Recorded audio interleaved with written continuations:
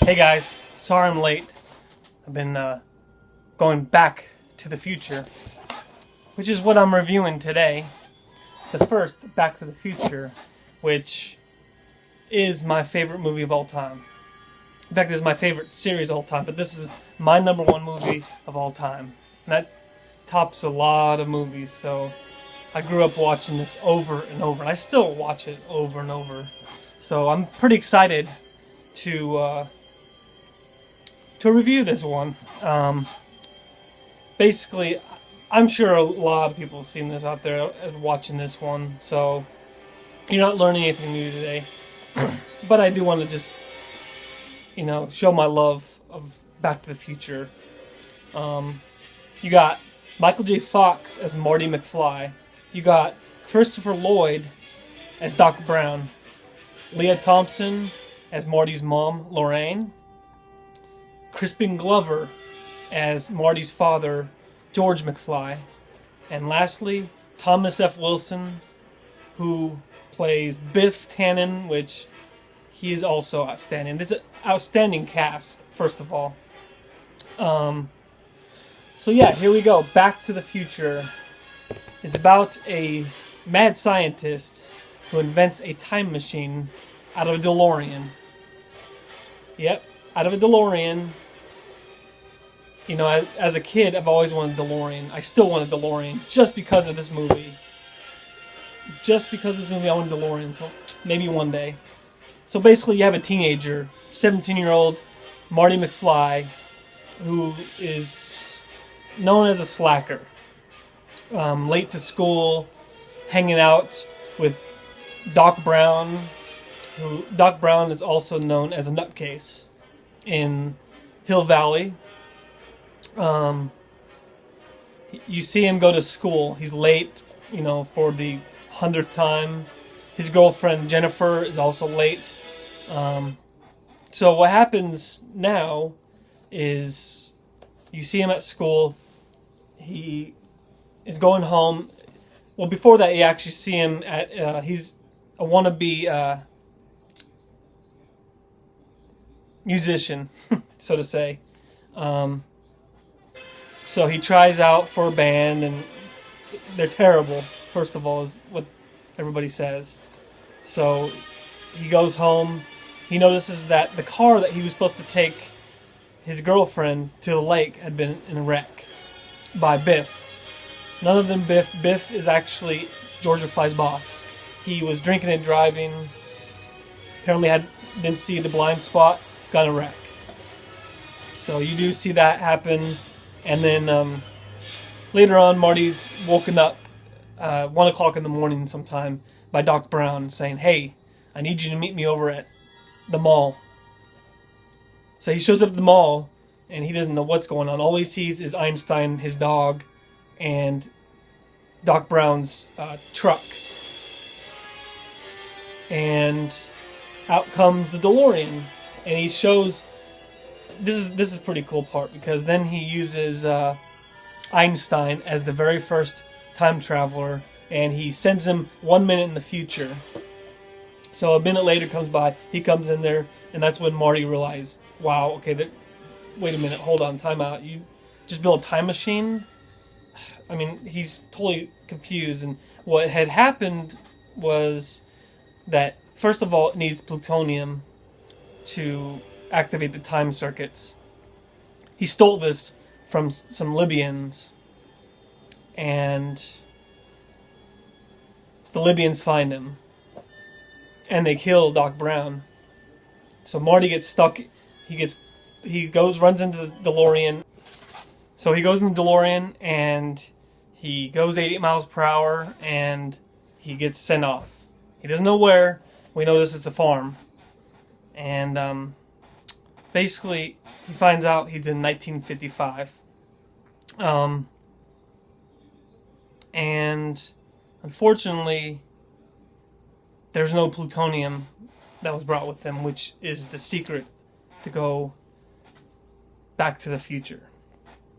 He actually runs into his parents, and which is not a good thing. He first meets Um, let's see. He meets George McFly. He goes into the cafe, and that's when he knows it's his father. He chases him over there, and we find out earlier that George McFly had got hit by Lorraine's dad's car. Well, this time Marty gets hit instead, which is definitely not a good thing because now Lorraine has no reason to know George McFly. So now Marty has two problems. First, he's got to find a way back to the future. Secondly, he's got to make sure his parents hook up, get married, and have kids. Because if that doesn't happen, then Marty won't exist, or his brother or sister. So after this, he goes to look for Doc, because its only help is to get Doc, 1955 Doc. So after that, he finds him, but Doc thinks he's just a crazy kid, trying to sell subscriptions, to the Saturday night Evening Post or something like that. And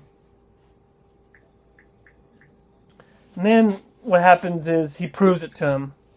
He tells him how he got that bump scar on his head. He tells him about the flux capacitor, which is what he just invented, not that, a couple days prior to this.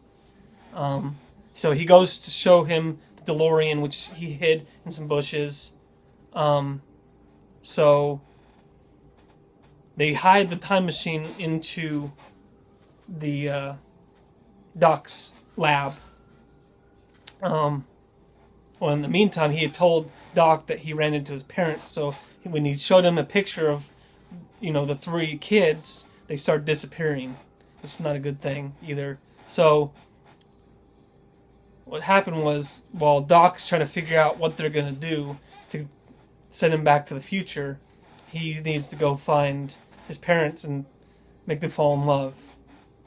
And George McFly is kind of, I guess, I don't know if I want to call him a loser, but I don't think Lorraine would ever have the interest in him, and she doesn't. He writes stories, space type stories, and basically Marty actually, he's trying to help, but he ends up kind of making his mom fall in love in himself, actually. So, and that's not a good thing either. So they make a plan where Michael J. Fox is going to take Lorraine to the dance, where this is where George McFly is supposed to kiss his mom, or Lorraine, for the first time. That's where they really fall in love. So he tells George he wants him to hook up with Lorraine, because he told that Lorraine actually liked him a lot. So basically he tells him, hey, we're gonna go there, but I'm gonna struggle, and I need you to come over here, and I need you to break us up, and then you'll fall in love, and it'll be, end of story. Well, when this does happen, Biff actually takes over. He punches Marty, and his goons take Marty, and they put him in the back of a car. So then now Biff is now trying to take advantage of Lorraine. So now when George McFly shows up at a certain time, the car is shaking and struggling. He just assumes it's Marty. So he goes over there, and he is totally afraid of Biff. Well, he actually stands up for Biff this time. And he ends up punching him, and Lorraine actually falls in love with him, which is outstanding. And all this is happening, and we find out also that the only way to get Marty back to the future is a bolt of lightning. 1.21 gigawatts is what they call it. So they do know that lightning is going to strike the clock tower at a certain time, 10:04 Saturday night. So, which happens to be at the same time night as the dance. So, but it's awesome scene. I won't even go over it. You need to watch it. The whole scene at the dance is great. Marty's parents actually end up falling in love. They start kissing, and then you end up finding out, because Marty was actually this close from disappearing completely out of reality, and then they kiss, and then all of a sudden he's back to normal. He looks at the picture's back. So he ends up leaving. You find out that's probably why he got his name Marty, is because he told them his name is Marty. And at the end of it, you see Lorraine say, you know, Marty, nice name, or something like that. And so that's probably why he got named.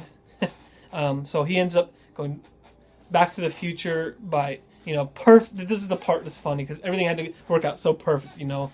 So he goes and they have like a rod sticking up so lightning would hit it and go straight into the flux capacitor, which, you know, hits a some type of cord or some type of something, wire, and he hits it directly as lightning is coming. It's really dramatic, so we won't cover it here again because it's a very dramatic ending, outstanding ending, and he ends up going back to the future.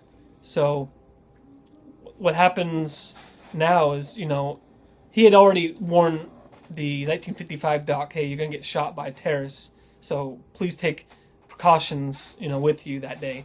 Well, he didn't want any part of it, but then he ends up seeing himself with Doc, as you saw in the beginning where Doc got shot.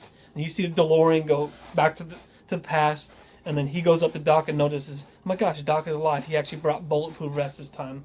So he lives, and at the end of it, it's what they call just a gag, but he ends up, Doc comes back from the future and saying he needs to take him with him because, you know, it's something wrong with his kids in the future.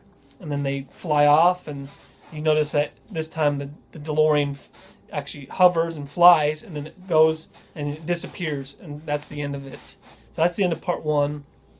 I give this definitely a 10 out of 10. The best out of the series. I'll just throw it out right now. In my opinion, Back to the Future 1 is 10 out of 10, my favorite. So I hope you guys have had a great time. Did this really quick, but again, I'm already going to throw it out there. This is my favorite movie of all time. It always will be. I always have. It always has a place in my heart because I watched it so much growing up and just was such a fan in the 80s and 90s for this. So, all right, everybody, have a good night. And I gotta go back to the future. So, I'll see you next time. When I come back from the future, I'll have another installment of Back to the Future Part 2. So, we'll see you guys later. Have a good night.